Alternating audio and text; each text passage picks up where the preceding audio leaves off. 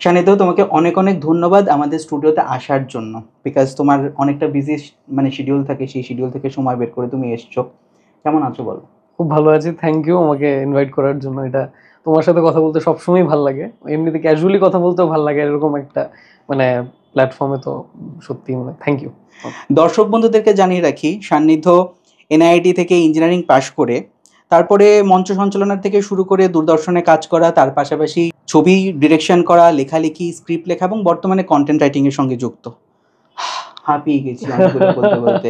মানে একটা মানুষের মধ্যে এত গুণ কিভাবে থাকতে পারে? আপনারা যারা যারা সান্নিধ্যকে চেনেন তারা অবশ্যই বাইদিহি ছবিটার কথাও জানেন, এবং আমার সত্যি কথা বলতে ওর ডিরেকশন এত ভালো লাগে, এত সুন্দর লেখালেখি করেও। তো আমারও কিন্তু এই মানুষটার সঙ্গে কথা বলতে সত্যিই ভীষণ ভালো লাগে। আর আপনারা হয়তো আজকের টেগলাইন দেখে অবশ্যই জেনে গেছেন যে আমাদের আজকের টপিক হচ্ছে ম্যারেজ অ্যান্ড সেক্স। তো আমরা আর বেশি অন্য কথা না বলে সরাসরি টপিকে চলে যাচ্ছি।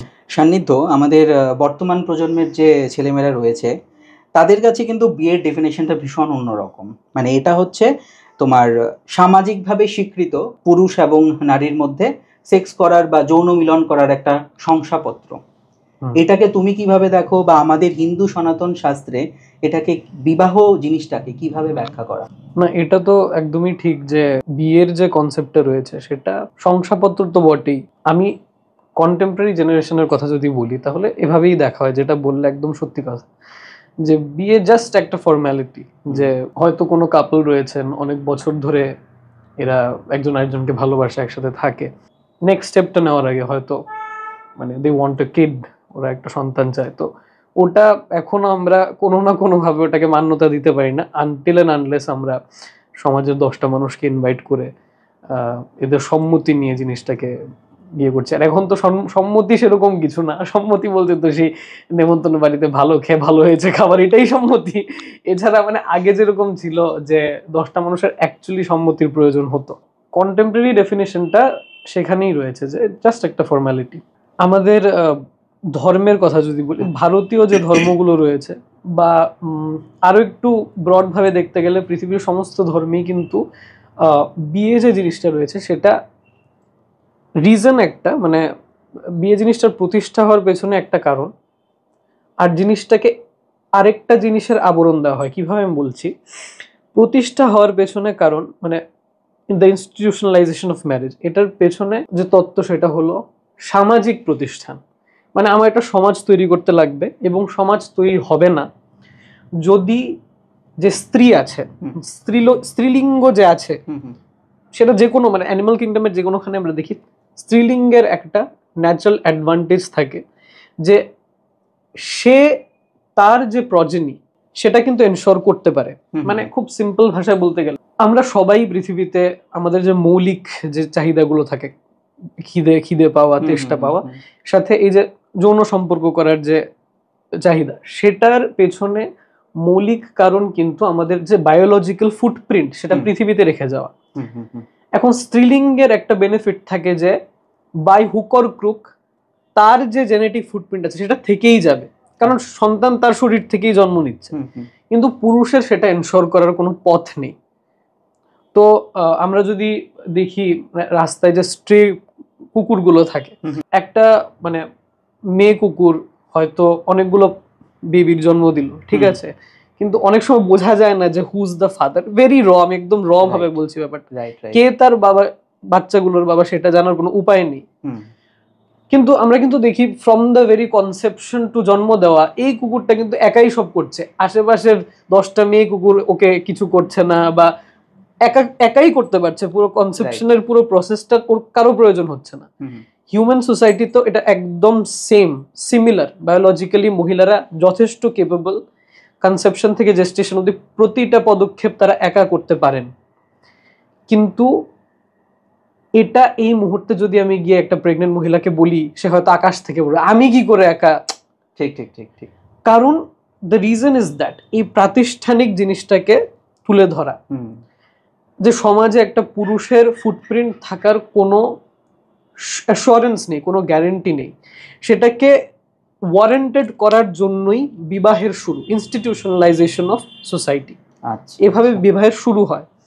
এখন ধর্ম কি করেছে, সেই জিনিসটাকে আরেকটা জাস্ট একটা আবরণ দিয়েছে। তো ধর্ম বলছে যে সন্তান হওয়ার বা সন্তানের স্বীকৃতি পাওয়ার, স্বীকৃতি জিনিসটা কিন্তু আবার সেই শুধুমাত্র মানুষের মধ্যেই সীমিত।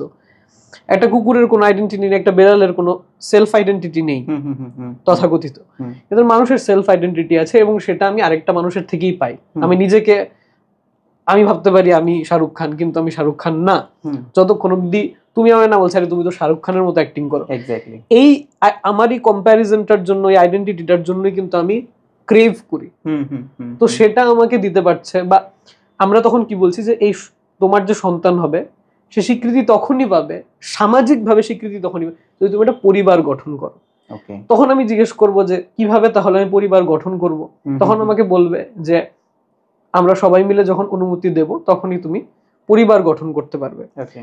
তো বিয়ের ওটাই উদ্দেশ্য, মানে মৌলিক উদ্দেশ্য ওটাই, যে বায়োলজিক্যাল ফুটপ্রিন্টটাকে এনশোর করা, পুরুষ জাতি যাতে এনশোর করতে পারে। এবার মানুষের মধ্যে আনফরচুনেটলি ব্যাপারটা এমন হয়ে গেছে যে এভলিউশনারিলি আমরা মহিলাদের, মানে যেহেতু একটা সোসাইটি তৈরি করতে হবে, আমাদের একটা বৃহত্তর সমাজ গঠন করতে হবে, আমরা মহিলাদেরকে খুব চালাকি করে ডোমেস্টিকেট করে নিয়েছি, যেখানে এখন মহিলারা হয়তো বা একটা পরিবার ভাবতেই পারে না যে একটা মহিলা একা কনসিভ করতে পারবে, কিন্তু সেটা যে বায়োলজিক্যালি পসিবল সেটা আমরা ভুলে যাই। ওখানে আমার মনে হয় ডিফারেন্সটা। মানে সত্যি আমি একটা অন্য লেভেলে চলে গেছি কথাগুলো শুনতে শুনতে। আমরা যদি একটু আমাদের হিন্দু ধর্মের সনাতন শাস্ত্রে একটু ভেতরে ঢুকি, যে সেখানে অনেক রকমের বিবাহের কথা বলা হচ্ছে, উল্লেখ করা হয়েছে যে 8 রকমের প্রথা রয়েছে, এইগুলো সম্পর্কে যদি একটু একটু করে আমাদেরকে একটু ধারণা দাও। ঠিক আছে, হিন্দু ধর্ম 8 নাম্বারটাকে খুব বেশি পছন্দ করে। 8 একদমই আরবিট্রারি। এখানে 8 ধরনের বিবাহের যে কথা বলা হয়েছে সেটা আমরা খুব, মানে ব্লাসফেমির ভয় না থাকলে আমরা বলতে পারি যে 8 নাম্বারটা একদম আরবিট্রারি, বিকজ নাম্বারটা সবখানে খুব অসপিশিয়াস একটা নাম্বার, খুব পবিত্র একটা নাম্বার। তো আমরা, কারণ এই যে লিস্টটা আমরা দেখি এর মধ্যে অনেকগুলো বিবাহ হচ্ছে, এগুলো মানে সাধারণভাবে মানে এগুলোর কোনো মানেই হয় না। হ্যাঁ, কিন্তু এই যে বিয়ের কথা, এগুলো আমার যতটুকু মনে হয় এর একটা বেদিক উৎপত্তি আছে, কিন্তু খুব প্রমিনেন্টলি মনু তার শাস্ত্রে এটা লিখে গিয়েছিলেন। মনুর যে মনুস্মৃতি রয়েছে সেখানে উনি 8 ধরনের বিবাহের ব্যাখ্যা করেছেন। এখন এই বিবাহগুলো পড়লেই বোঝা যায় যে সিম্পলি মহিলার, মানে যে মেয়েটা রয়েছে, মানে the female in the equation, ওর যেন একটা, মানে একটা গতি হয় টাইপের কিছু একটা সিস্টেম তৈরি করে দেওয়া হয়েছে। তো এখানে 4 ধরনের বিবাহ রয়েছে, যেগুলোর মধ্যে মহিলা, যে কন্যা রয়েছে তাকে দান করা হয়, আর 4 ধরনের বিবাহ রয়েছে যেখানে অধিগ্রহণ করা হয়। আচ্ছা, তো কন্যা যে দান করা হচ্ছে তার মধ্যে প্রথমে হলো ব্রহ্ম বিবাহ। তো ব্রহ্ম বিবাহ খুবই কি বলবো উৎকৃষ্ট মানের বিয়ে ধরা হয়। এটা আমরা নর্মালি করি না ব্রহ্ম বিবাহ। এটা মানে ওটার মধ্যে মানে একদমই এসোটেরিক, মানে পাত্র খুবই মানে অসাধারণ পণ্ডিত, ব্রহ্মজ্ঞানী পাত্র, তার সাথে কন্যাকে দান করা হচ্ছে, সেটা হলো ব্রহ্ম বিবাহ। দ্বিতীয় হলো দৈব বিবাহ, তার মধ্যে মানে দেবতার উদ্দেশ্যে দান করে, কিন্তু সেই একজন ব্রাহ্মণী তার সাথে মানে বিবাহিত হয়। বলা হয় যেমন দেবদাসীদের বলা হতো যে দেবতাদের নিবেদন করা হয়েছে, সিমিলারলি মেয়েটাকে বলা হয় মেয়েটাকে দেবতাদের নিবেদন করে দেওয়া হলো, আর ব্রাহ্মণী তাকে স্ত্রী হিসেবে ভোগ করবে, যে পুরোহিত। তৃতীয় হলো অশ্ববিবাহ। অশ্ববিবাহের ব্যাখ্যাটা আমি ভুলে গেছি, কিন্তু এর মধ্যেও মানে দানের একটা ব্যাপার রয়েছে। আর ফাইনালি যেটা আমরা নর্মালি, যেটা আমরা সচরাচর করে থাকি, প্রজাপত্য যে বিবাহ বা প্রজাপতি বিবাহ। তো নামগুলোর থেকেই বোঝা যায় কোত্থেকে উৎপত্তি। ব্রহ্ম বিবাহ ব্রহ্মার থেকে উৎপত্তি, দৈব বিবাহ ইন্দ্রের অমরাবতীর থেকে উৎপত্তি, অশ্ববিবাহ অ্যাগেন আমি এক্সট্রিমলি সরি আমার রেফারেন্সটা মনে নেই, কিন্তু অশ্ববিবাহ প্রবাবলি বার্টার, সামাজিক যে বার্টার সিস্টেম রয়েছে সেটার থেকে এটার উৎপত্তি রয়েছে। আর ফাইনালি আমাদের এই যে প্রজাপতির এর উৎপাদক এই বিবাহের, মানে উনি মূলে রয়েছেন। তো আমি একটু বিশদে প্রজাপতি বিবাহের ব্যাপারেই ডিসকাস করি। বাকি যে 4টা রয়েছে সেগুলো হলো রাক্ষস বিবাহ, পৈশাচিক বিবাহ, আসরিক বিবাহ ইত্যাদি ইত্যাদি, মানে যেগুলোর মধ্যে আমরা অধিগ্রহণ করছেন, মানে জোরপূর্বক নিয়ে নিচ্ছি। একটা এক্সেপশন রয়েছে, সেটা গন্ধর্ব বিবাহ। গন্ধর্ব বিবাহর কোনো সামাজিক মান্যতা নেই। আচ্ছা, কেন নেই? মানে যেহেতু কারো অনুমতি নেওয়া হচ্ছে না, সেখানে শুধুমাত্র পাত্র আর পাত্রী মানে ধরা হচ্ছে এরা বিবাহিত, কিন্তু আমরা মানছি না এরা বিবাহিত, মানে হলেও এরা মানে নুবস, বাঞ্চ অফ নুবস এভাবে। Right right. দুষ্মন্ত শকুন্তলা যেমন বিয়ের পরে দুষ্মন্ত ভুলে গিয়েছিলেন। ইভেন শিব পার্বতীর বিয়ে গন্ধর্ব বিবাহ, লক্ষ্মী নারায়ণের বিয়ে গন্ধর্ব বিবাহ। লক্ষ্মী কিন্তু নারায়ণকে বরণ করেছিলেন সমস্ত দেবতাদের সামনে। তো স্বয়ম্বরকে এক ধরনের গন্ধর্ব বিবাহই ধরা হয়, স্বয়ম্বর যে বিবাহ রয়েছে, কিন্তু এটা আবার আলাদা ক্যাটাগরাইজ করা হয়েছে, এতটাতে যাব না। রাক্ষস বিবাহে খুব আইরনিক্যালি রুক্মিণীর যে বিয়ে হয়েছিল সেটা আবার রাক্ষস বিবাহ, কিন্তু ওটার মধ্যে একটা মজা রয়েছে, কারণ রুক্মিণী কিন্তু মানে হয়তো বলপূর্বক নিয়ে যাওয়া, অপহরণ করার ব্যাপার রয়েছে, কিন্তু এর মধ্যে কোনো নেগেটিভ ফোর্স নেই ওটার মধ্যে। রুক্মিণীর যে বিয়েটা রয়েছে যেখানে হরণ করা হয়েছিল তাকে। তো এরকম রয়েছে অনেক উদাহরণ, সবগুলোই খারাপ এরকম না, স্পেসিফিক্যালি পৈশাচিক বিবাহটা একটু প্রবলেম্যাটিক। ওটার মধ্যে ওই রেপ ভিকটিমদের যাতে সমাজে একটা জায়গা থাকে সেজন্য বলা হয় যে পৈশাচিক বিবাহ ঠিক আছে, আমরা মান্যতা দিলাম যে এরা হাজবেন্ড এন্ড ওয়াইফ, বাট প্রসেসটাকে আমরা মান্যতা দিচ্ছি না যেভাবে হচ্ছে। তো ওই একটা কুণ্ঠা থেকে যায়, যে কারণে গন্ধর্ব বিবাহ যদি মানে সেই কুণ্ঠাটা না থাকতো তাহলে লাভ ম্যারেজই নর্মটা হতো, বা নর্মালি সেটাই হতো। এখন যে প্রজাপতি বিবাহ রয়েছে, প্রজাপতি বিবাহের মধ্যে স্পেসিফিক্যালি বাবা আর মেয়ের যে একটা ইউনিক সম্পর্ক থাকে সেটাকে সম্মান জানিয়ে বা সেটার প্রতি শ্রদ্ধাশীল হয়ে বিয়েটা করা হয়। আচ্ছা। তো এর মধ্যে যে বাবা রয়েছেন তিনি তার কন্যাকে দান করছেন, এবং অনেকে মনে করেন যে পণ্যের মতো দান করছেন, তা সত্য নয়। কন্যাকে স্ত্রী ধন ধরা হয়, মানে যেহেতু সম্পত্তি মানে লক্ষ্মী, সম্পত্তি মানে লক্ষ্মী। এখন সম্পত্তি জিনিসটাকে মেটেরিয়ালিস্টিক ভাবে আমরা এখন একটু নেগেটিভ শব্দ, কিন্তু সম্পত্তি জিনিসটা বিদ্যা যেমন কখনো নেগেটিভ হতে পারে না, সম্পত্তিও কখনো নেগেটিভ হতে পারে না। রাইট। তো একটা কন্যা একটা ঘরের শ্রীবৃদ্ধি করে, ঘরের লক্ষ্মী, তাকে আমি মানে আমার ঘরে গৃহদেবীকে আমি তোমার ঘরে স্থানান্তরিত করলাম। ঠিক ঠিক ঠিক। তো এটার মধ্যে একটা খুব পবিত্র একটা ভাব রয়েছে, নট নেগেটিভ এট অল। তো যেহেতু এরকম একটা সেন্টিমেন্টাল অ্যাসপেক্ট রয়েছে, যেখানে পুরোহিতের সামনে অগ্নিকে সাক্ষী রেখে বাবা তার মেয়েকে একটা সুপাত্রের কাছে দান করছেন, তাই এটা এতটা পপুলার, সর্বজন বিদিত এটা।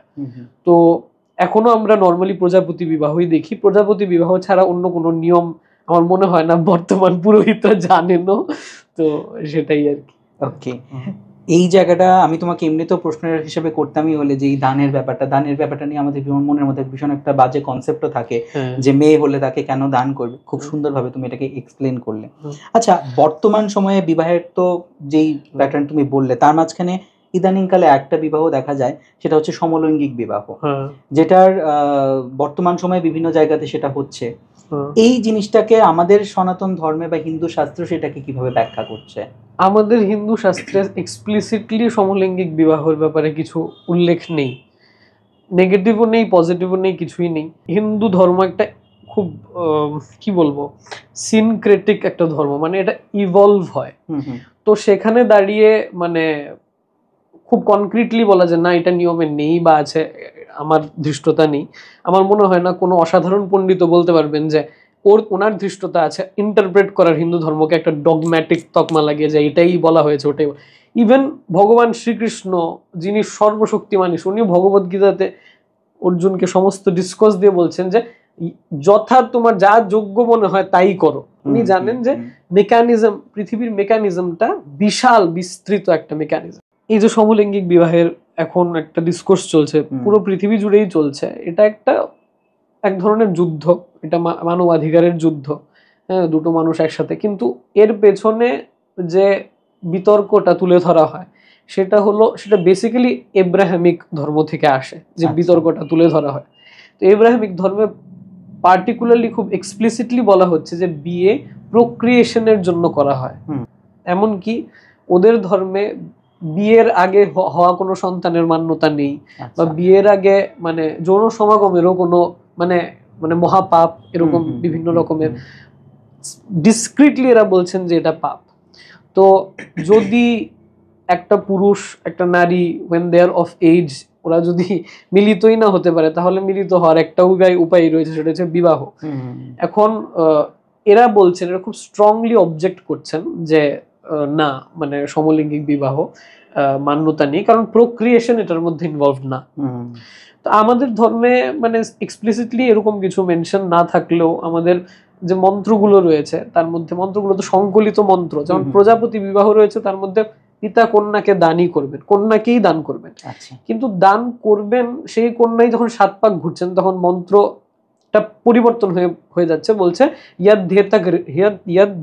হৃদয়ং মামা তদস্তু হৃদয়ং তবা, ইয়াদিদং হৃদয়ং মামা তদস্তু হৃদয়ং তবা। তো হৃদয় এসে যাচ্ছে এখানে। আচ্ছা, তো ওখানে এটা বলা হচ্ছে না যে আমার পুরুষাঙ্গ তোমার নারী রঙ্গের সাথে, বলা হচ্ছে না, এখানে হৃদয় জিনিসটা প্রাধান্য পাচ্ছে। তো ওইভাবে দেখতে গেলে মানে বোঝা যায় যে প্রত্যেকটা কনসেপ্টই খুব সিনক্রেটিক। তো এখন আমাদের ভারতীয় যে ধারা রয়েছে তার মধ্যে কোনো ধরনের আইডেন্টিটিকেই মানে বিকৃত অথবা প্রকৃতি বিরোধী বা বিচিত্র কখনোই করা হয়নি। আমাদের ইনফ্যাক্ট মানে প্লুরালিটির ওপর জোর দেওয়া হয়েছে। তো সেখান থেকে দাঁড়িয়ে দেখতে গেলে মানে আমাদের হয়তো ইন্টারপ্রিটেশনের একটা অভাব রয়েছে, যেটা সেটা যদি এখন সমাজ মনে করেন, বিয়ে তো সম্পূর্ণভাবে একটা সামাজিক জিনিস। একজন মানুষ যদি আরেকজন মানুষের সাথে থাকতে চায়, সারা জীবন সহবাস করতে চায়, তাহলে সেটা তাদের একান্ত ব্যাপার। কিন্তু যখন বিয়ে এসে পড়ছে, বিয়ের কনসেপ্টটা যখন আসছে, তখন সেটা একটা সোশ্যাল কন্ট্রাক্ট। তো সোসাইটির ইনভলভ হতে হবে ওটার মধ্যে। তো যতদিন অব্দি সোসাইটির 10টা মানুষ ইনভলভ না হচ্ছে ততদিন অব্দি আমার মনে হয় না এই বিষয়টা ভারতবর্ষে খুব একটা এগোবে, আনফর্চুনেটলি। আমরা যে বিবাহের মধ্যে অনেক রকমের রিচুয়ালস ফলো করি, তার অনেকগুলো রিচুয়ালস হয়তো আমরা এখনকার দিনে আর খুব বেশি একটা পালন করি না, বা হয়তো আমরা যেরকমটা জানতাম এখন তা কিছুটা হয়তো মডিফাইড ওয়েতে চলছে, বা কিছু কিছু জিনিসের হয়তো আমরা কারণও জানি না, সেই কারণে আমরা এখন আর পালন করতে চাই না। আমি যতদূর জানি, যদি খুব বেশি ভুল না হয়ে থাকি, আমাদের যে একটা গায়ে হলুদ, বিয়ের আগে যে ম্যারিনেট করার একটা প্রসেস রয়েছে, বরের বাড়িতে প্রথমে গায়ে হলুদ হয় এবং সেখান থেকে বরের গায়ের হলুদ এনে তারপরে কনের বাড়িতে গায়ে হলুদ করা হয়। এই প্রসেসটা কেন? এটা তো এখন এটা ম্যারিনেট করা এক ধরনের ম্যারিনেশনই হয়তো, কিন্তু হলুদ জিনিসটা এটা একটা আয়ুর্বেদিক একটা রুট রয়েছে, যে হলুদের অনেক গুণ রয়েছে। হলুদ রোগ দূর করে, হলুদ কনজিউম করলে অন রেগুলার বেসিস রোগ শোক দূরে থাকে। তো সেখান থেকে ওই গায়ে হলুদের কনসেপ্ট বাংলাদেশেও এক সময় কোনো একজন বলেছিলেন যে হিন্দুরাও করছে, মুসলিমরাও করুক, এরকম বিভিন্ন ধরনের মানে কমপ্লিটলি এটার মধ্যে একটা মানে ফিজিওলজিক্যাল ব্যাপার রয়েছে, একটা মেডিসিনাল কোয়ালিটি রয়েছে হলুদের। তো বিয়ের আগে যে কোণে রয়েছে এবং যে কি বলে পাত্র রয়েছে, এদের যেহেতু বিয়ে তো একটা মানে পুজোই ধরা যেতে পারে, মানে এখানে পুরোহিত আসেন, পাত্রপাত্রী যে আছেন এদের দেবতার মতো পুজো করা হয় এবং এরা উপাস থাকেন সারাদিন, এনশোর করার জন্য যে এরা সম্পূর্ণভাবে পবিত্র, শারীরিকভাবে, মানসিকভাবে, এবং মানে সমস্ত মেডিসিনাল যা যা আমরা ভেষজ ইউজ করতে পারি রোগ ব্যাধি দূর করার জন্য, সমস্তটাই ইউজ করা হয়। তো হলুদ is a very common element. হ্যাঁ, কিছু কিছু মানে ক্ষেত্রে অনেকে নিম পাতাও দেন, বিভিন্ন ধরনের আরো যা যা রয়েছে হার্বস, এগুলো অ্যাপ্লাই করে মানে লাগান। জাস্ট একটা সিম্বলিক, যে আমরা রিচুয়ালস গুলো সবগুলোই সিম্বলিক, এটাও একটা সিম্বলিক রিচুয়াল, কিন্তু মানে একটা মাখামাখির ব্যাপার এসে পড়ছে এখানে, কারণ লিটারালি জিনিসটাকে শরীরে লেপা হচ্ছে। তো তো শুধুমাত্র মন্ত্রে এই বলে দিলাম তা তো না, এটার মধ্যে ফিজিক্যালি একটা জিনিসকে ইনভলভ করা হচ্ছে, একটা অয়েন্টমেন্ট লাগানো হচ্ছে। তো এটার উৎপত্তি ধার্মিক না সম্পূর্ণভাবে। যদি আমরা অথর্ববেদকে দেখি, তো অথর্ববেদের মধ্যে অনেক এরকম তন্ত্রমন্ত্র রয়েছে এবং অনেক ধরনের টোটকা রয়েছে অথর্ববেদে। এখানে এগুলোকে যদি রুট হিসেবে ধরা যায় তাহলে হয়তো ধরা গেল, কারণ অথর্ববেদের মধ্যে কিন্তু আমাদের বর্তমান যে সমস্ত যজ্ঞ হয় এগুলো অনেকগুলো রুট রয়েছে অথর্ববেদে। তো সেটা ধরা যেতে পারে। আমি যদি বলি, এখন আমি খুব জোর করে এটাকে কি বলে, একটা সাইকেল অফ সুপার ইম্পোজিশন, যে অথর্ববেদে বলা হচ্ছে হলুদের এই গুণ, হয়তো এই কারণে, এভাবে আমি বলবো না, কারণ হয়তো হয়েছে হয়তো হয়নি, মানে এর কোনো সিওরিটি নেই। কিন্তু সামাজিক ভাবে এটা ইভলভ হয়েছে আস্তে আস্তে, যেভাবে অনেক সময় দেখা যায় যে যারা গ্রাম বাংলার মানে পরিবার রয়েছেন তারা ওই কিছু গান করেন, মানে টিপিক্যাল কিছু, কিছু টিপিক্যাল কিছু গান করেন। হ্যাঁ, তো এটা আবার যারা উত্তর ভারতীয়রা রয়েছে এরা করেন না। তো আমরা কিন্তু নিজস্ব ভাবে কিছু রিচুয়ালস ডেভেলপ করি। আমরা জনজাতি যে বিয়েগুলো দেখি, এখানে একটা কিছু একটা টানানো হয় ওপরে, মানে বাঁশের কঞ্চি, হ্যাঁ, লেয়ার করে করে করে স্তর বানিয়ে বানিয়ে, সেটারও কোনো একটা তাৎপর্য রয়েছে। তো কিন্তু সেটা আবার সাউথ ইন্ডিয়াতে হচ্ছে না। কিন্তু হলুদ গায়ে লাগানো হয় তেমন একটা রিচুয়াল, যেটার খুব আমরা প্র্যাকটিক্যাল এক্সাম্পল দেখেছি যখন বাংলাদেশে এটা মুসলিমরা শুরু করেছে। বোঝা যাচ্ছে যে এটা এমন একটা রিচুয়াল যেটা কোথাও উৎপত্তি হয়েছিল এবং সবাই এটাকে মানে অ্যাডপ্ট করেছে আর কি জিনিসটা, কারণ খুব ভাল লাগছে। আর মানে ওই মানে একটা দুষ্টুমি রয়েছে যে হাজবেন্ডের, মানে একটা থাকে না, মানে সবাই মিলে আনন্দ করে জিনিসটা করবে, তো এর জন্য হয়তো এটা অ্যাডপ্টেড হয়েছে, এটার মধ্যে কোনো রহস্যময় কিছু নেই। ওকে, তো এই যে বিয়ের অন্যান্য আনুষঙ্গিক যে রিচুয়ালস গুলো রয়েছে, যেমন ধরো পানুখিলি, গায়ে হলুদের কথা আমরা বলি, অধিবাস, দধিমঙ্গল, অনেক রকম নাম, বিভিন্ন বিভিন্ন জায়গাতে ভৌগোলিক কারণে হয়তো বিভিন্ন অন্য জায়গাতে অন্যরকম নাম, এইগুলোর পেছনে কি কোনো সিগনিফিকেন্ট কারণ রয়েছে, নাকি এগুলো জাস্ট এটার একটা অঙ্গ হিসেবে মানা হয়ে থাকে? না, অধিবাস দেওয়া অথবা মানে পানিখিলি করা, এগুলো সব রূপান্তর হওয়া রিচুয়াল। আচ্ছা, তো যে বৈদিক যুগ ছিল বা ওই তৎকালীন সময়ে যে সমাজ ছিল, সেখানকার যে রিচুয়াল গুলো রয়েছে সেগুলো মানে কমপ্লিটলি আলাদা। মানে এখন যদি আমি কম্পেয়ার করি তাহলে দেখবো যে যজ্ঞটাই রয়েছে যেটা কমন, কারণ বৈদিক পুরুষেরাই বা বৈদিক যে আর্যরা ছিলেন, ওরাই যজ্ঞের উৎপত্তি করেছিলেন। তো ওদের সময় অনেক এরকম নিয়ম ছিল যেগুলো এখন রূপান্তরিত হয়ে আরেকটা আকার ধারণ করেছে। আংটি বদলের যে খেলা, সেটার একটা ভিন্ন উৎপত্তি রয়েছে, কিন্তু তার সাথে আবার ওই এঙ্গেজমেন্টের যে রিং পরা, সেটা কিন্তু হিন্দু ধর্মের কোনো নিয়ম না।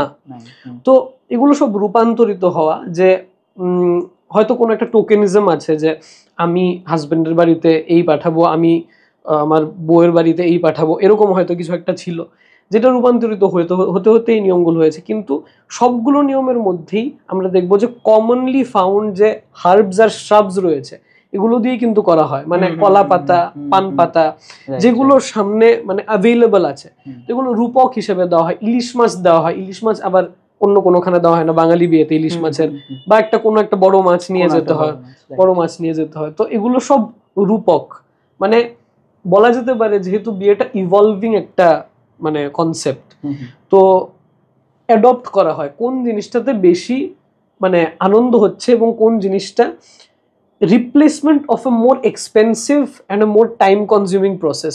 যেমন স্বর্ণ দান করা, আগে মেয়ের ওজনের মানে মেয়ের সাথে তুলনায় মাপ করে ওজন করে দান করা হতো, স্বর্ণ দান করা হতো। ওটা এখন মানে পরিবর্তন হয়ে এখন হয়তো মানে কিছু একটা যৌতুক দেওয়া হয় বা কিছু একটা, হ্যাঁ, এরকম টাইপের। আচ্ছা, এই ব্যাপারটাই যদি হতো তাহলে এটা কেন করা হতো তখনকার সময়? এটা যারা কি বলবো, অ্যাফ্লুয়েন্ট জমিদার ছিলেন বা মানে পারতেন বলে বিশেষ কোনো না, খুব আনন্দ হয়েছে, তারপরেই সেখান থেকে এটা একটা প্রথা হিসেবে আমরা মেনে আসছি। আসলে একটা সময় পর্যন্ত তো খুব চলতো এই যৌতুক দেওয়া নেওয়ার ব্যাপার। আসলে এই যৌতুক দেওয়া নেওয়ার ব্যাপার অনেক একটা সময় অব্দি রিভার্স ছিল, যে মেয়ের বাড়িতে দিতে হতো। আচ্ছা, যেহেতু তুমি স্ত্রীধন নিয়ে আসছো তোমার বাড়িতে, তুমি একটা ইকুইভ্যালেন্ট পরিমাণ কিছু ওদের দেবে। ওকে, এটা কি করে রিভার্স হয়ে গেল, বিরাট কাহিনী, মানে খুব মানে দর্দনাক কাহিনী বলা যায়, যে কিভাবে, ছোট করে আমাদেরকে বলো না। মানে এটা শুধুমাত্র কি বলবো সামাজিক প্রবর্তন তো না, এটা লিটারেচারের মাধ্যমে, কাব্যের মাধ্যমে আমরা অল্প অল্প কিছু জানতে পারি। কারণ ভারতবর্ষে লিখিত দ্য রিটেন ওয়ার্ড এটা অনেক পরে এসেছে। আমরা মৌখিকভাবে স্মৃতি আর শ্রুতির মাধ্যমে আমাদের যে কাহিনীগুলো ছিল এগুলো ট্রান্সফার করেছি। তো রামায়ণ, মহাভারত বা বিভিন্ন যে সংস্কৃত গ্রন্থগুলো রয়েছে, এই সমস্ত সংস্কৃত গ্রন্থ ব্রাহ্মণ পুরুষদের লেখা গ্রন্থ, এবং নারীর যে পার্সপেক্টিভ যেগুলো প্রাকৃতে মানে প্রচলিত ছিল সেগুলোকে লেখা হয়নি, কারণ সংস্কৃত পণ্ডিতেরা প্রাকৃত লিখতেন না, তো মহিলারা প্রাকৃত বলতেন। তো এদের কথা, এদের ভাবনা প্রায় মুছেই গেছে, এবং এ সমস্ত নিয়ম প্রবর্তনের পেছনে, এগুলো অল্প অল্প করে পরিবর্তনের পেছনে বিরাট ইতিহাস রয়েছে নারীদের, বিরাট ইতিহাস রয়েছে নারীদের। তো যৌতুকের যে বিষয়টা রয়েছে এটার ব্যাপারে আমরা ভাষা যা জানতে পারি সেটা হলো কমপ্লিটলি মানে সোশ্যাল ট্রান্সফরমেশন। ভারতবর্ষে অন্যান্য জাতি বা অন্যান্য যে মানে ইনভেডার্স, মাইগ্রেন্টস রয়েছে, এদের কালচারের একটা কি বলবো সমাবর্তন হয়েছে, যে কারণে একে টেক্কা দিতে হলে এ কতটা মিসোজিনি করছে সেটাকে টেক্কা দিতে হলে আরেকটু মিসোজিনি করতে হবে। তো ওই রকম ভাবে কম্পিটিশন করতে করতে করতে অনেক নিয়ম পাল্টে গেছে। তো খুব আনফর্চুনেটলি মিসোজিনি এর পেছনে বিরাট সিস্টেমিক মিসোজিনি এর পেছনে বিরাট একটা অবদান রাখে, এর পেছনে নারীরও হাত রয়েছে। কিন্তু আসল মূল কারণগুলো হয়তো আমরা কখনো জানতে পারবো না, কারণ ইতিহাসের পাতায় এগুলো মুছে যায়। নারীর ইতিহাস কিন্তু খুব একটা লেখা হয় না, বলা হয় না। আমরা শুধু পুরুষের তাও একদম উচ্চ বংশের পুরুষদের ইতিহাসই আমরা জানি। একদম ব্রাহ্মণ স্তরীয় যারা পুরুষ রয়েছেন তাদের পার্সপেক্টিভ থেকে দেখা সোসাইটি। ইভেন আমরা যখন মানে তথাকথিত স্ত্রীধর্মী গ্রন্থগুলো পড়ি, সেগুলোর মধ্যেও নারীকে পুরুষের আঙ্গিক থেকেই প্রশংসা করা হয়। নারীর ইতিহাস মুছে যায়। নারীর মুছে যাওয়ার গল্প যেহেতু উঠলো, সেখান থেকে একটা প্রশ্ন উঠে আসছে, এই যে বর্তমান সময়ে এখন হয়তো অনেকেই সেটা মানছেন না বা সেটাকে ধারণ করে রাখেন না, কিন্তু বিয়ের পর দেখা যেত যে মহিলারা শাঁখা সিঁদুর পরতেন। সেই হিসেবে বর্তমান সময়ে মেয়েদের একটা প্রশ্ন থাকে যে পুরুষরা কেন কিছু ধারণ করছে না, ওদের সেই মানে ওরা যে বিবাহিত তার প্রতীক কি? আমরা তো শাঁখা সিঁদুর পরছি, কিন্তু পুরুষদের ক্ষেত্রে কি এটা কেন এরকম কেন ব্যাপারটা? আগে আমি ইতিহাসটা বলি, তারপর এখন মহিলারা কি বলছেন সেটাতে পরে আসছি। ইতিহাসটা হলো যে সিঁদুরের ইতিহাসে আগে আসি। শাঁখা সবাই পরেন না, সব ভারতীয় নারীরা শাঁখা পরেন না। শাঁখার একটা ইউনিক ইতিহাস রয়েছে, এটা পরে বলছি। সিঁদুরের যেটা রয়েছে, তো আমাদের স্পেসিফিক্যালি নন আরিয়ান যে কালচারগুলো রয়েছে, যেমন দ্রাবিডিয়ান কালচার বা সাউথ ইস্ট এশিয়ান কালচারগুলো রয়েছে, ইভেন আফ্রিকান কালচার, ওইখানে উল্কি কাটার একটা মানে খুব বড় ইতিহাস রয়েছে। যে উল্কি কেটে বিভিন্ন রকমের আমি কোন পন্থার বা কোন ক্ল্যানের বা কোথায় আমি বিলং করি সেটা বোঝানো মানুষকে। আচ্ছা। তো আমরা দেখেছি যে আমাদের সিন্ধু সরস্বতী সভ্যতা যে ছিল, যে হারাপ্পা মহেঞ্জোদারোর যে সভ্যতাটা ছিল, সেখানে আমরা অনেক পুতুল পাই, অনেক ফিগারিনস পাই, যেখানে আমরা দেখি এদের মানে কপালে মানে একটা মোটা দাগ রয়েছে, মেয়েদের কপালে মোটা। তখন থেকে সিঁদুর পড়ছে এরা। তো সিঁদুর পরার ইতিহাস আমি বলবো ওয়ান অফ দ্য ইনস্ট্যান্সেস যেখানে ধর্ম থেকে অ্যাকচুয়ালি ভারতবর্ষের ম্যাক্সিমাম যে নিয়ম রয়েছে সেগুলোর সবগুলোই মানে স্টোরি রয়েছে যে ধর্ম থেকে কোনো প্রথার উৎপত্তি নয়, বরঞ্চ প্রথা ছিল বলে ধর্ম এটাকে ইনক্লুড করা। আচ্ছা। তো ওই উল্কি কাটার প্রথাটা ছিল যে আমি কোন মানে কুলের আমি বউ সেটা বোঝানোর জন্য ওই রকম উল্কি কাটাই করা। তো স্পেসিফিক্যালি লাল রঙের ভার্মিলিয়ন কিন্তু তখন থেকেই মহিলারা পরতো। এখন পরবর্তী সময়ে যখন এগুলোকে ডক্ট্রিনেট করা হয়েছে, তো ডক্ট্রিনেট করার যে ইতিহাস রয়েছে সেটা খুব ইউনিক। আমাদের যে ভারতবর্ষে অভ্যাগত যে আর্যরা ছিলেন, হ্যাঁ, এদের কি বলে মাইগ্রেন্টসই তো বলে, যারা ছিলেন, এরা ভারতবর্ষের বিভিন্ন সোসাইটিকে স্টাডি করে সংকলন করে মেধাগুলোকে সংকলিত করে এরা 4টা বই করেছিলেন, মানে কি বলবো সংকলন করেছিলেন, বেদ বলি যাদের। খুব মানে বেদ যে কি অসাধারণ বই, বা আমাদের প্রাচীন সোসাইটির মানে কি অসাধারণ ভাবে আয়না দেখানো হয়, প্রতিটা বিষয় রিফ্লেক্ট করা হয়, মানে অভাবনীয়। তো ওই বইগুলোর মধ্যেই কি করা হয়, অনেক প্রথাকে ডক্ট্রিনেট করা হয়েছে, নট ইনডক্ট্রিনেট, মানে ডক্ট্রাইনে কনভার্ট করা হয়েছে বা লিপিবদ্ধ করা হয়েছে, সোজা কথা, যে ওই সময় এটা ছিল।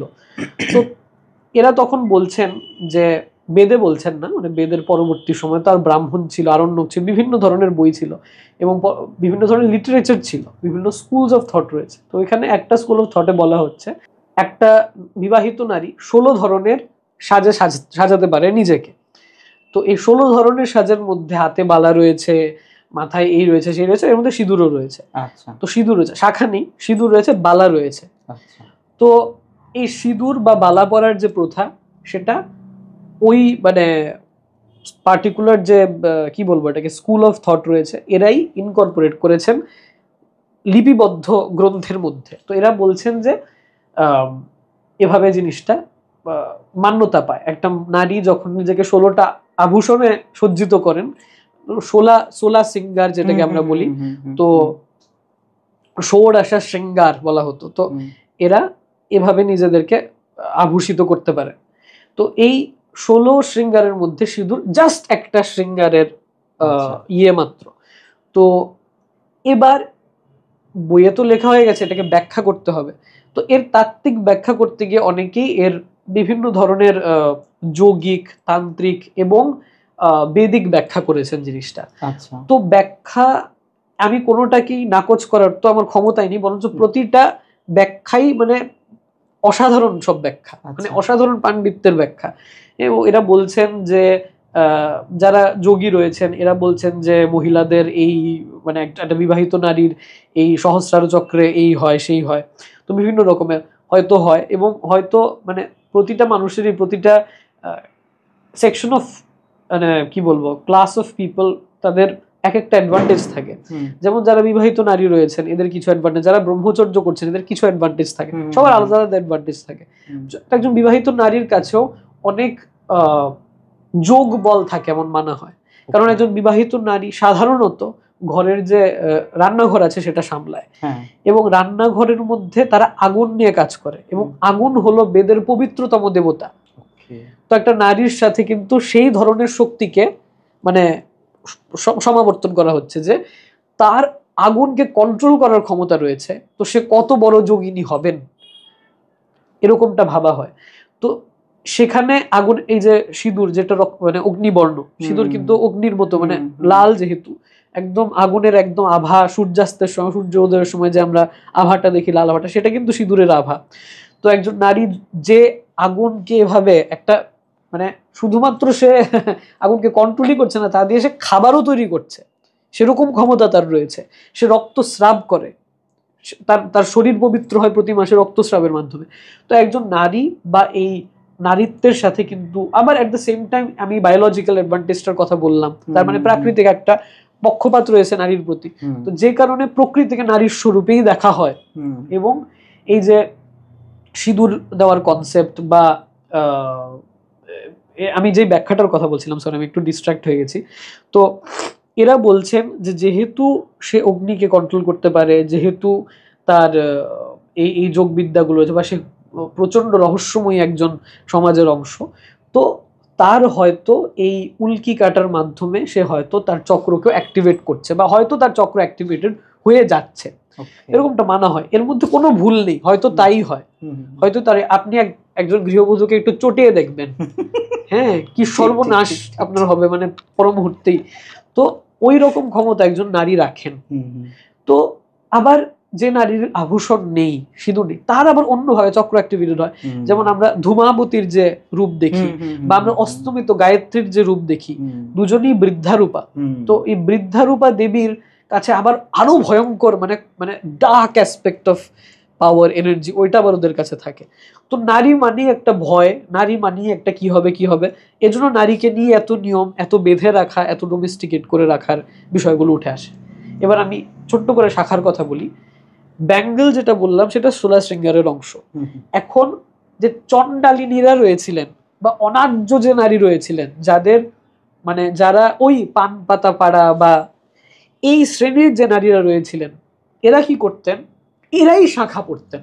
আচ্ছা, এরাই শুধু শাখা পড়তেন। আমরা যখন দেবী মাতঙ্গীকে ব্যাখ্যা করি, দশমহাবিদ্যার যে মাতঙ্গী রয়েছেন, খুব ইন্টারেস্টিং, কারণ মাতঙ্গী যে আভূষণ বর্ণনা করা হয়, সমস্ত দেবী আরো যেমন মা কালী রয়েছেন, উনি দিগম্বরা, উনি মানে বস্ত্রহীনাও এরূপেও থাকেন, কিন্তু মাতঙ্গীর এক্সেপশনটা হলো ওনাকে বলা হচ্ছে উনি সর্বাভরণ ভূষিতা, কিন্তু উনি শঙ্খ পল্লব ধারিণী, বা পল্লব না ঠিক, আমি ওই শঙ্খ কুণ্ডল ধারিণী, সো সরি, উনি শাখার কুণ্ডল পড়ছেন। তো উনি মানে স্বর্ণের আভরণও পড়ছেন কিন্তু শাখার কুণ্ডল পড়ছেন। তো ওনার কাছে ক্ষমতা রয়েছে একটা সোনার দুল পরার, কিন্তু উনি পড়ছেন শাখার দুল।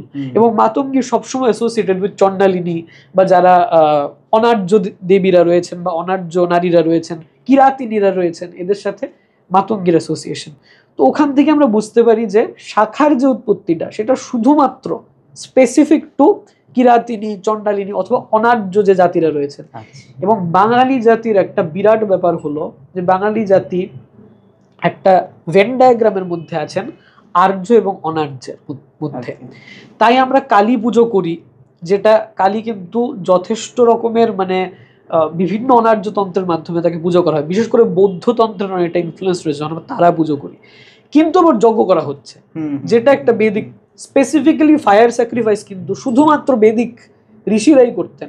ভারতবর্ষে বা পৃথিবীর অন্য কোথাও অগ্নিকে পুরোহিত বলা হয় না, জোরথেস্ট্রিয়ানসরা বলেন, কিন্তু এরা ফায়ার স্যাক্রিফাইস করেন, এরা পুজোই করেন আগুনকে। কিন্তু আগুনের কাছে আহুতি দেওয়ার যে বিষয়টা রয়েছে শুধুমাত্র আমাদের এই বেদিক ঋষিরা করতেন।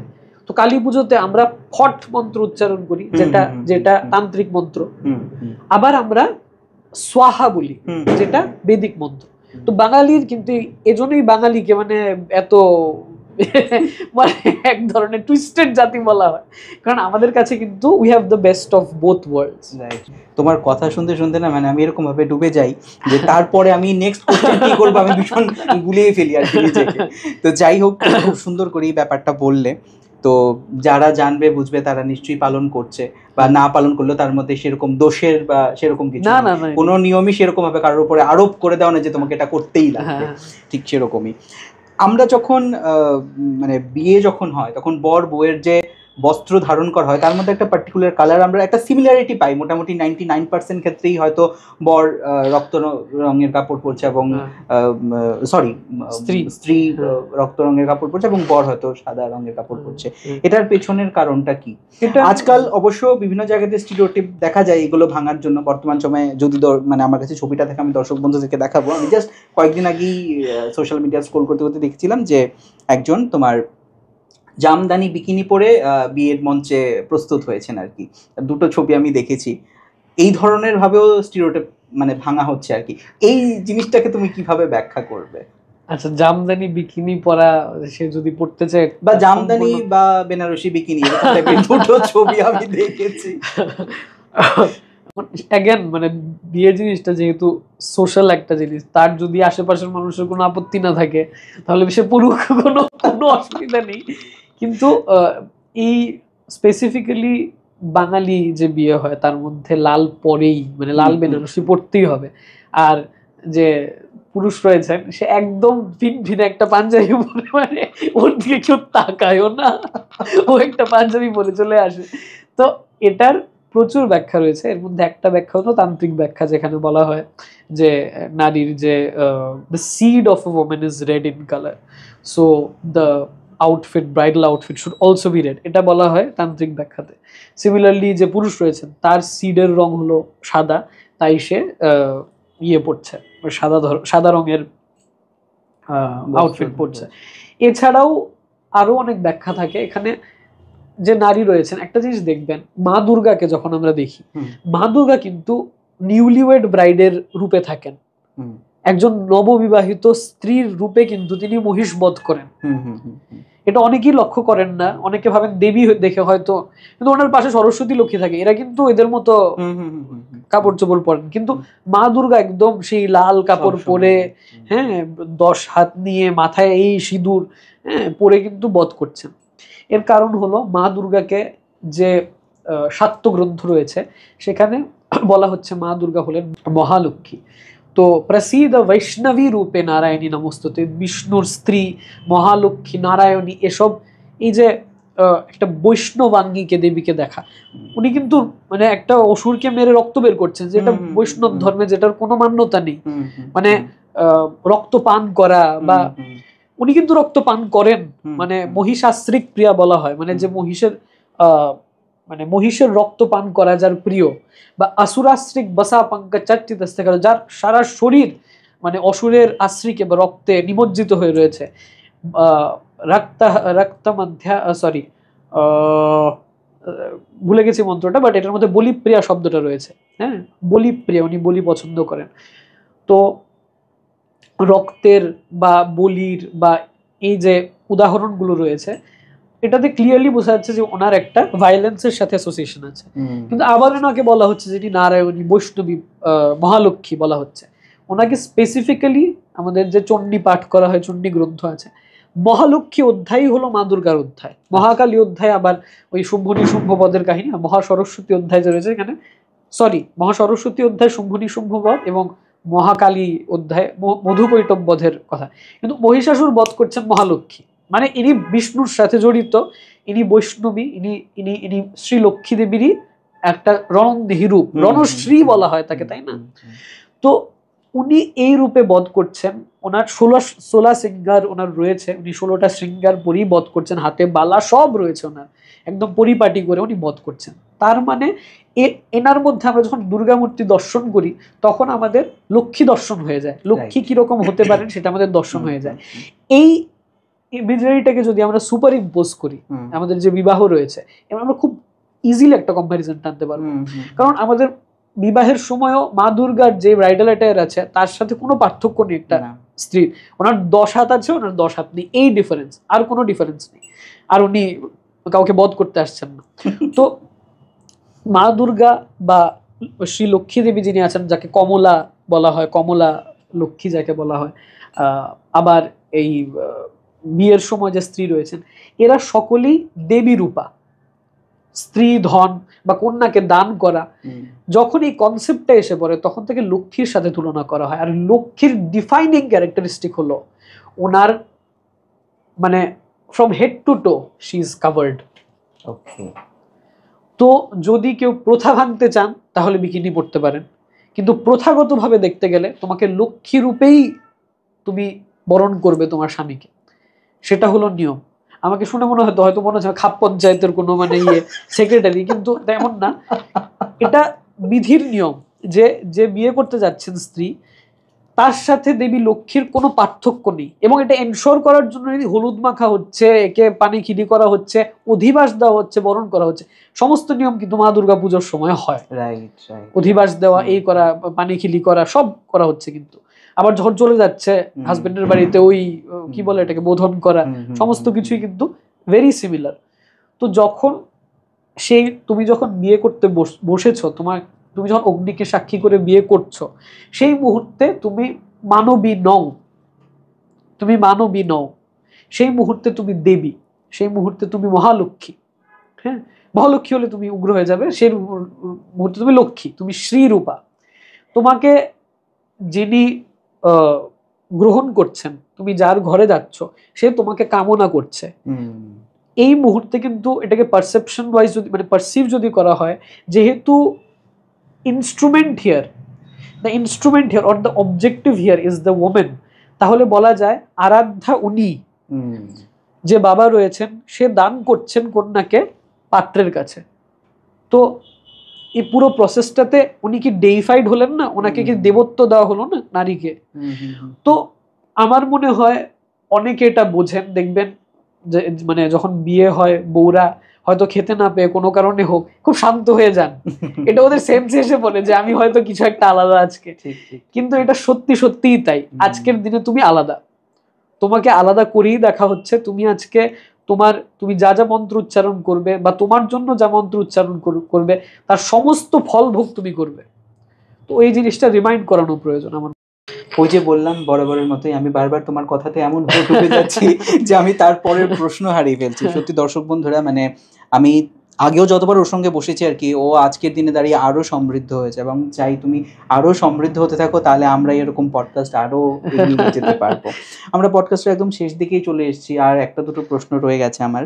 সেটা হচ্ছে যতটুকু আমাদের সনাতন ধর্মে বলা হয় যে বিয়ের আগ পর্যন্ত একটা সেলিবেসি বা ব্রহ্মচর্য মেনটেন করার কথা রয়েছে, এবং আমাদের নাকি সেই একবারই যৌন সঙ্গমের জন্য পারমিশন ঠিক নয়, মানে ওই রকম লেখা রয়েছে যে শুধুমাত্র বংশ বিস্তারের জন্যই তোমাকে সেটা দেওয়া হয়েছে। এই জিনিসটা কতটুকু সত্যি বা এর ব্যাখ্যাটা কি? আমরা যখন দেবতার কাছে কোনো বর চাই, আমরা 4টে জিনিস চাই। আমাদের 4টে পুরুষ ধর্ম রয়েছে, সেগুলো আমরা চাই: ধর্ম, অর্থ, মোক্ষ আর কাম। তো কাম আমাদের একটা কাম্য বস্তু, আমরা সবসময় দেবতার কাছে কামনার প্রার্থনা করি, আমাদের কামনা দান করো। তো কামনার সাথে মানুষের যে ওতপ্রোত সম্পর্ক রয়েছে, কোনোভাবেই সেটা প্রক্রিয়েশনে সীমাবদ্ধ নয়। এটা বর্তমান সময়ের ইন্টারপ্রিটেশন মাত্র। আচ্ছা, শুধুমাত্র বর্তমান সময়ের ইন্টারপ্রিটেশন, আর খুব বেশি হলে মধ্যযুগীয় ইন্টারপ্রিটেশন, এর আগের তো নয়। একটা হ্যাঁ, ব্রহ্মচর্য, যারা ব্রহ্মচর্য অবলম্বন করেন তাদের জন্য সেলিবেসি একটা বড় রকমের, কিন্তু ব্রহ্মচর্য তো সবাই অবলম্বন করছেন না, যারা করছেন ভালো কথা, অনেকে নিরামিষ খান, অনেকে খান না। যারা খান তারা খান, খুব ভালো কথা, যারা খান না তারা খান না, তাই না? তো ব্রহ্মচর্য জিনিসটা সীমাবদ্ধ টু, এটা কিন্তু ভীষণ ডিপ্লোম্যাটিক্যালি অ্যানসার দিচ্ছে, আমি বুঝতে পেরে গেছি। ব্রহ্মচর্য যেটা সেটা শুধুমাত্র ব্রহ্মচর্য যেটা রয়েছে সেটা ব্রহ্মচারীদের জন্যই সীমাবদ্ধ। তো এখন যে সেক্সুয়ালিটি রয়েছে, আমরা যখন কামনা করছি দেবতার কাছে, যেহেতু আমরা হিন্দু ধর্ম মেজরিটেরিয়ান ভাবে একটা গার্হস্থ্য ধর্ম, যেমন বৌদ্ধ ধর্ম গার্হস্থ্য ধর্ম নয়, সন্ন্যাসের ধর্ম, কিন্তু হিন্দু ধর্ম গার্হস্থ্যের ধর্ম। ইভেন আমাদের যে সন্ন্যাসী দেবতারা রয়েছিলেন তাদেরকেও আমরা বিয়ে টিয়ে দিয়ে দিয়েছি, ঠিক আছে? তারা বিবাহ করতে বাধ্য হয়েছেন, ভগবান শিব বিবাহ করতে বাধ্য হয়েছেন, সবাই মিলে বলছেন না না বিয়ে করতে হবে। কেননা উনি এত বড় তপস্বী হয়ে যদি উনি শুধু celibacy is a very stagnant sort of force, সেলিবেসির কারণে সব থেমে যায়। তো ওনার আশেপাশে এত যে নদী আছে সব বরফ হয়ে যাবে যদি উনি কামনায় আবদ্ধ না হন, লিপ্ত না হন। তাই ওনাকে বিবাহে আবদ্ধ করা হয়েছে, যাতে আশেপাশের যে প্রাকৃতিক ফোর্সেস আছে, ইন্দ্র বা সূর্য বা চন্দ্র, এরা প্রকৃতির কি বলবো মানে কি বলবো রিপ্রেজেন্টেটিভস অফ নেচার, ঠিক আছে না? এরা প্রকৃতির যে বিভিন্ন অংশগুলোকে আছেন সেগুলোকে রিপ্রেজেন্ট করেন বা সেগুলোর শক্তির স্বরূপ।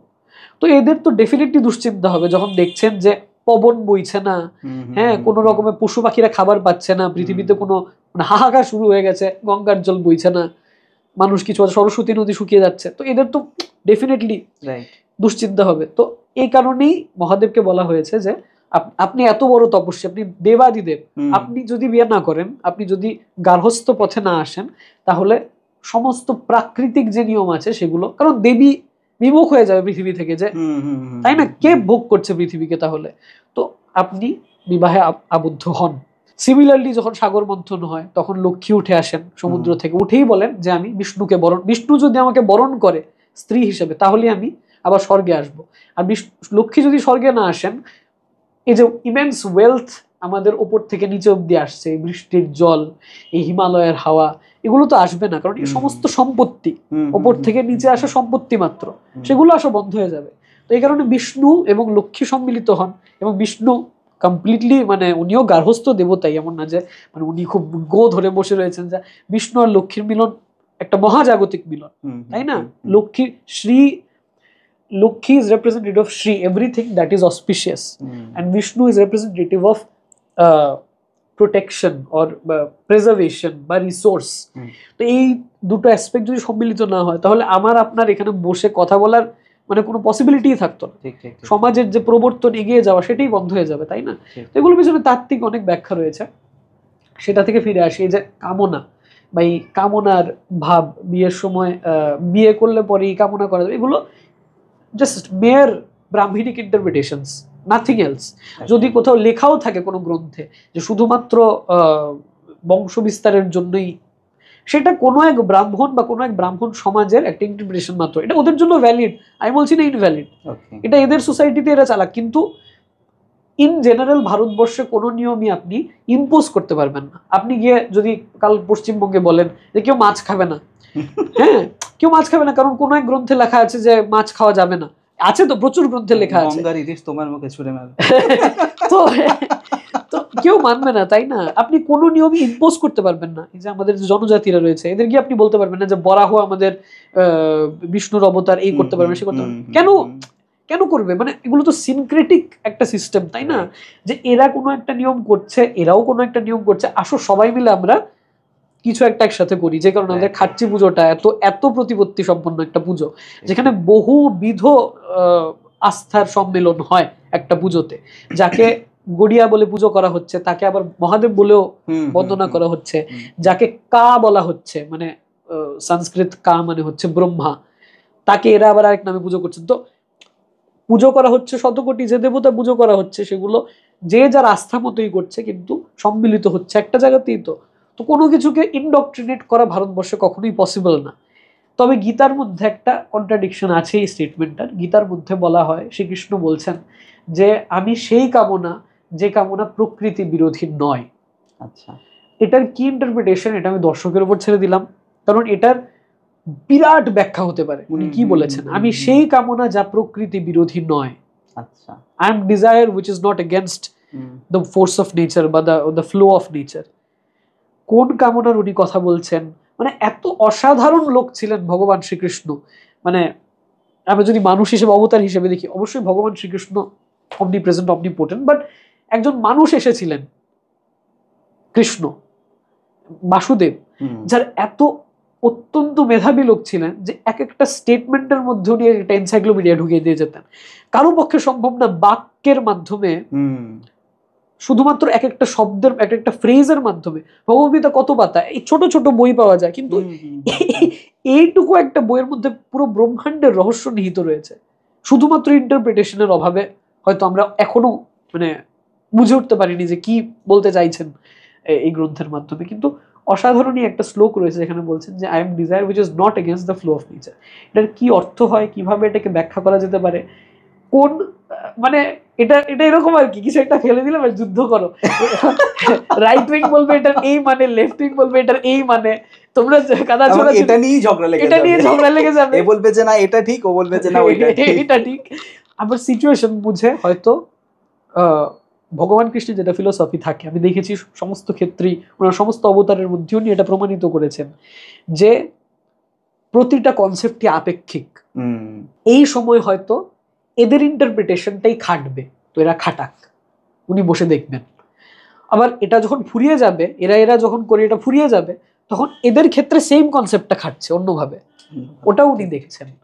তাই ওনাকে বলা হয় বিষ্ণু উপবিশ। উনি বসলেন, বসে উনি দেখলেন সেই ভগবান, তাই না? সমস্ত ভাব যা রয়েছে তার মানে কি বলবো, পরমেশ্বর তিনি। বিয়ে সম্পর্কে এত নলেজ তোমার, এত ডিপ নলেজ, তোমার নিজের বিয়ের ফুল কবে ফুটবে?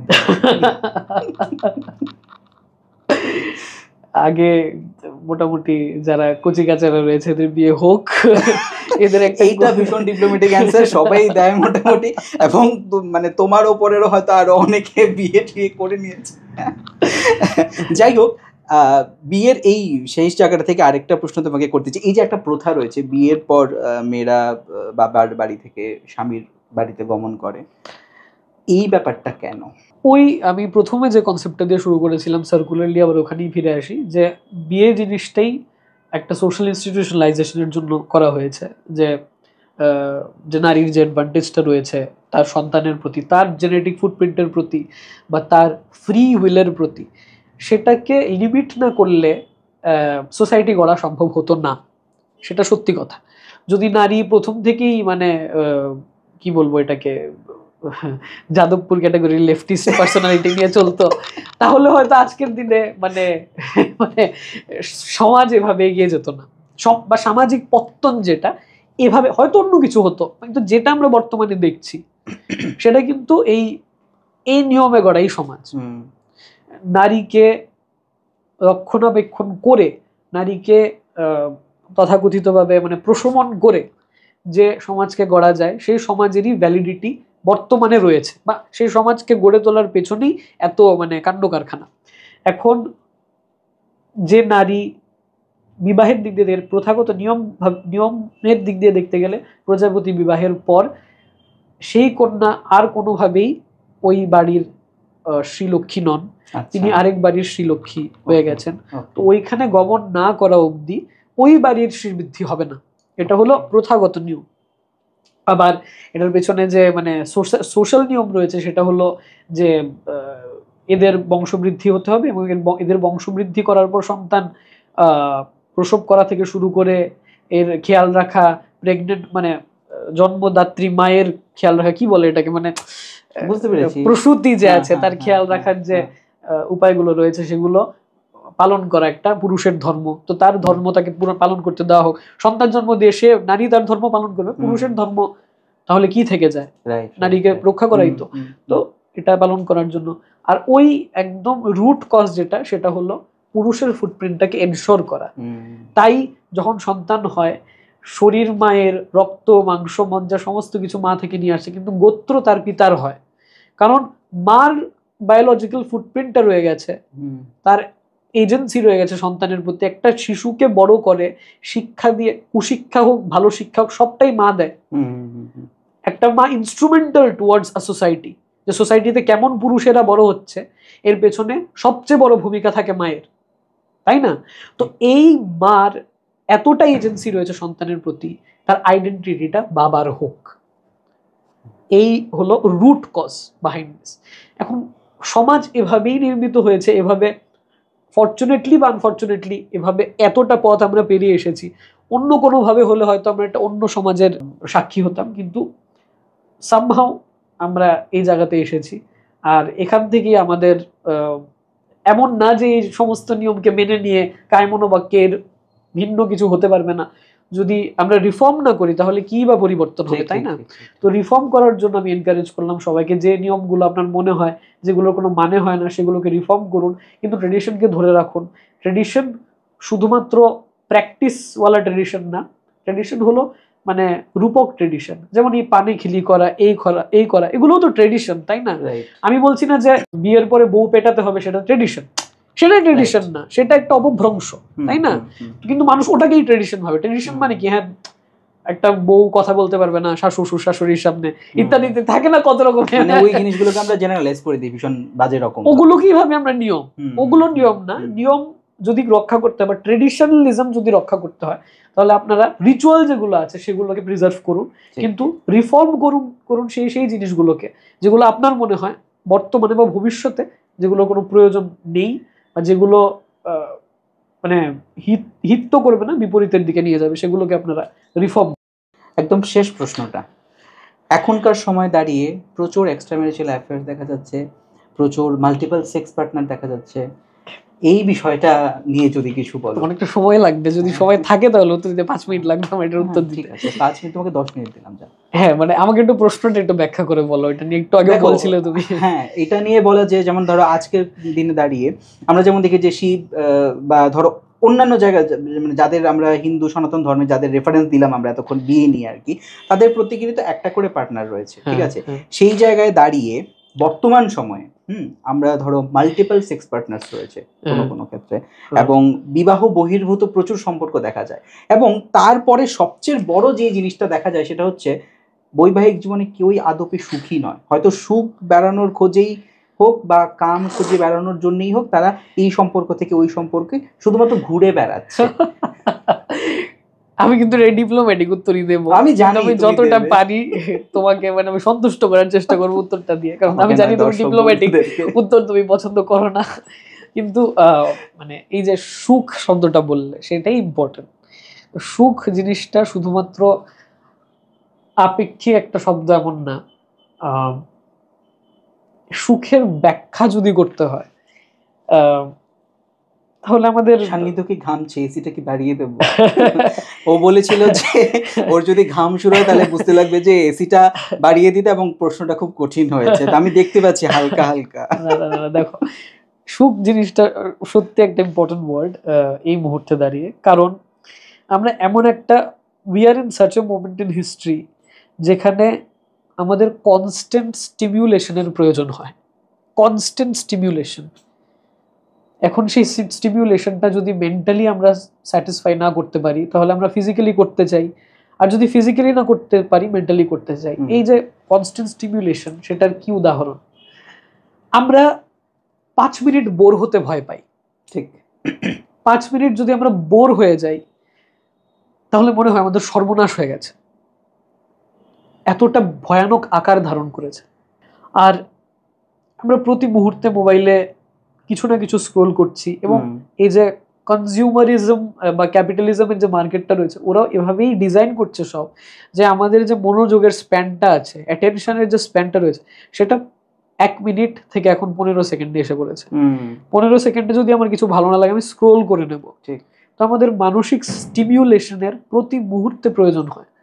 আমরা 5 মিনিট বোর হতে পারি না, আমরা কাউকে 15 সেকেন্ডের বেশি দিতে রাজি না তার নিজেকে প্রমাণ করার জন্য। তো এই যে স্টিমিউলেশনের সার্কেলটা রয়েছে সেটাকে আমরা সুখ বলে ইন্টারপ্রেট করি, সেটা গ্র্যাটিফিকেশন ছাড়া আর কিছু না। আমরা যে শব্দটা সুখ বলে ব্যাখ্যা করছি সেটা হলো আনন্দ। আমরা কি করলে আনন্দ পাবো তার উত্তর আমি জানি না, তার উত্তর মহাপণ্ডিতেরাও ব্যাখ্যা করতে করতে হাঁপিয়ে পড়েছেন। সবাই নিজেদের মতো আপেক্ষিক। আমি ভগবান বুদ্ধের মূর্তি দেখছি, ইনি এত সুন্দর ব্যাখ্যা করেছিলেন সুখের। ইনি বলেছিলেন যে মানে প্রাচুর্যের মধ্যে সুখ নেই, প্রচুর দারিদ্র বা প্রচুর ধনের মধ্যে সুখ নেই উনি বলছেন, বা ভোগ এবং ত্যাগের যে মধ্য অবস্থা রয়েছে তার মধ্যে যদি নিজেকে তুমি স্থিত করতে পারো, কজন পারি আমরা করতে? আমরা পারি না। আমরা কনস্ট্যান্ট গ্র্যাটিফিকেশন খুঁজি, যে কারণে একটা একটা সোশ্যাল প্রেশারও ক্রিয়েট হয়ে যায় যে এটা করতে হবে, বা এটা না করলে অনেক কিছু আছে যেগুলো কোনো প্রয়োজন নেই আমাদের করার, কিন্তু করতে হবে দেখে করি, করতে হবে দেখে করি। আমরা নিজেদের যে গ্র্যাটিফিকেশন গুলো আছে এগুলো খুঁজে নেই। কেউ কর্পোরেট স্লেভারি করে খুশি থাকে, কেউ ঘুরে খুশি থাকে। আমরা তো ইঞ্জিনিয়ার্ড না এভাবে স্ট্যাগনেন্ট থাকার, তাই না? এতে আমাদের কোনো দোষ নেই, কিন্তু এটা বায়োলজিক্যাল। আমরা ভ্রাম্যমান একটা জাতি, উই ওয়ার নোম্যাডস। আমরা এক দেশ থেকে আরেক দেশে চলে যেতাম। আমরা আমরা অনুসন্ধিৎসু ছিলাম। আমরা ফল পেড়ে খেতাম। আমাদের যে নোম্যাডিক অ্যানসেস্টার্স ছিল এরা 70-80 বছর আরামসে বাঁচত। যে মানে এগ্রিকালচারাল রেভলিউশনের আগে যে আমরা ঘুরে ঘুরে বেড়াতাম, সেই অ্যানসেস্টাররা এরা খুব ফিট থাকতো। এরা একসাথে ঝুঁট বেঁধে চলতো, ফল খেত, কিছু একটা পেলো মেরে খেয়ে নিত পুড়িয়ে, এভাবে এরা বাঁচতো। একটা সোশ্যাল ব্যান্ড তৈরি করে এরা বাঁচতো। তো আমরা তো এদেরই বংশধর।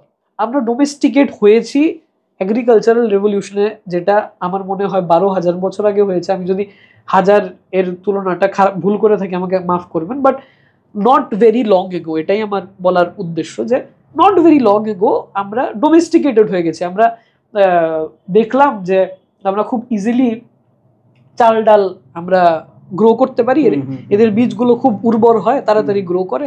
এগুলো খেয়ে আমাদের পুরো ডায়েটটাই স্টার্চ বেসড হয়ে গেল। আমরা ফিজিক্যালি ক্লান্ত হয়ে থাকি এখন, কারণ আমরা শুধু স্টার্চ খাই। আমাদের প্রয়োজনই নেই এত স্টার্চ খাওয়ার। আমাদের মাসেল বিল্ড আপ হয় না, ফ্যাট বিল্ড আপ হয় শরীরে। আমরা ওই রকম একটা সেডেন্টারি লাইফস্টাইল লিড করি। আমাদের না এরকম হওয়ার কথা না আমাদের। তো আমরা কি করি, ওই গ্র্যাটিফিকেশনটা আমরা খুঁজি সোশ্যাল মিডিয়ার মাধ্যমে, বা কিছু না কিছু। আমাদের এই যে বছরে ঘুরতে যাওয়া, কোথাও না কোথাও ঘুরতে যাওয়া, আমাকে তুমি বলো ঘরে খাবার আছে, বাড়িতে সবাই কথা বলছে, কোনো টেকনিক্যাল প্রয়োজন রয়েছে আমাদের ঘুরতে যাওয়ার? আমরা ভেবে দেখি না, কিন্তু আমরা ভাবি ঘুরতে যাওয়াটা ইজ এ নর্ম। না, আমরা ঘুরতে না গেলে আমরা পাগল হয়ে যাব। কোথাও না গেলে, আবদ্ধ থাকলে আমরা পাগল হয়ে যাব। যে কয়েদিদের জেলে রাখা হয়, এদের মানসিক অবস্থা দেখো কতটা অবনত হয়, জাস্ট বিকজ ওরা কোথাও যেতে পারে না। তো আমাদের যে জেনেটিক মেকআপটা রয়েছে সেটা এনকারেজ করে আমাদের, যাতে আমরা আরো অনুসন্ধিৎসু হই। আর যেহেতু আমরা লিমিট করে দিয়েছি এই জিনিসটাকে অন্তর্জালের মাধ্যমে, খুব ইজিলি মানে চিপেস্ট এক্সপেন্সে আমরা পৃথিবী ঘুরে নিতে পারছি ইন আওয়ার ফোনস। ঠিক আছে না? নট এগেন আমি ওই লোকগুলো না কিন্তু যারা মোবাইল ফোনকে সবকিছুর জন্য ব্লেম করি। আমি ওই লোকগুলোর মধ্যে না। আমি বিশ্বাস করি দিস ইজ ইভেন হেলদিয়ার, মানে in terms of social bonding and staff it is healthier. কিন্তু গ্র্যাটিফিকেশনের যে এটাকে কি বলে, মানে লালসাটা রয়েছে, সেটার জন্য আমরা হয়তো ব্যভিচারী হয়ে যাই, আমরা হয়তো বহির্ভূত সম্পর্ক করে ফেলি, বা মাল্টিপল সেক্সুয়াল পার্টনার্স, বা at the same time multiple social media accounts. Same thing only, we are trying to find gratification everywhere. তো আমরা যতক্ষণ অব্দি ওই সুখ শব্দটা থেকে আনন্দে ট্রান্সফার না করতে পারছি, আর এই লিপটা নেওয়া না, মানে লাখপতি থেকে বিলিয়নিয়ার হওয়ার মতো লিপ, বিরাট লিপ এটা। এই লিপটা আমরা জাস্ট দুটো শব্দ পরিবর্তন করা জীবনে যে কতটা কঠিন, এবং সারা এনার্জি, তোমার সমস্ত এনার্জি খেয়ে নেবে এই বিষয়টা। কিন্তু on the other side is happiness, but happiness is too far fetched compare to the gratification I am getting right now. কি দরকার ভাই এত জ্ঞানের কথা বলে, মানে ওইদিকে কি আছে জেনে কি লাভ? আমি একটা রিল দেখে খুশি হয়ে ঘুম দেবো, আমার তো আর চিন্তা করার দরকার নেই না। তো এগুলোর কোনো সলিউশন নেই, এগুলোর কোনো পরিবর্তন হবে না যেভাবে সমাজ চলছে। এই তথাকথিত তুমি যে শব্দগুলোকে বললে, আমি যদি এটাকে মানে কি বলবো, ছেলে খেলা বলে ট্রান্সলেট করি, আমার মনে হয় না কিছু ভুল বলবো। এই ছেলে খেলাগুলো চলবেই, সমাজে এগুলো হবেই, এর মাঝখানেই থাকতে হবে। আমরা কেউ জানি না সুখ থেকে আনন্দে কি করে অবনত বা উত্তীর্ণ হতে হয়, কেউ জানি না, কারো কাছে ফর্মুলা নেই। যদি কেউ ফর্মুলা পেয়ে থাকেন, বি হ্যাপি, কাউকে বলতে লাগবে না আপনি আপনার জন্য হ্যাপি থাকুন, খুশি থাকুন, সত্যি কাউকে বলতে লাগবে না, কারণ আপনার কথাগুলো মাঠে মারা যাবে। যদি আনন্দ পেয়ে থাকেন, আমাকে ডেফিনেটলি বলবেন, আমি সন্ধানে রয়েছি সেই আনন্দের। আমি আমি definitely জাস্ট এখন তোমাকে এই প্রশ্নটা করতে যাচ্ছিলাম যে তুমি কতটুকু এই জিনিসটাকে অ্যাচিভ করতে পেরেছো? না, আমি তো খোঁজে রয়েছি, খুঁজে বেড়াচ্ছি কে আমাকে বোঝাবে কি করলে আনন্দ পাওয়া যায়। সুখ আমি পেতে পারি, সুখ পাওয়া খুব ইজি, একটা থিয়েটারের টিকিট কেটে সিনেমা দেখে নেবো একটা, আমি সুখ পেয়ে যাবো। আনন্দ ভেরি হার্ড। দর্শক বন্ধুদেরকে বলছি, আপনারা সুখ বা আনন্দের চাবিকাঠি যদি আপনাদের কাছে থাকে তাহলে অবশ্যই কিন্তু কমেন্ট বক্সে জানাবেন। আজকের পডকাস্টটা এই পর্যন্তই, দেখা হবে নতুন কোনো এপিসোডে। নমস্কার।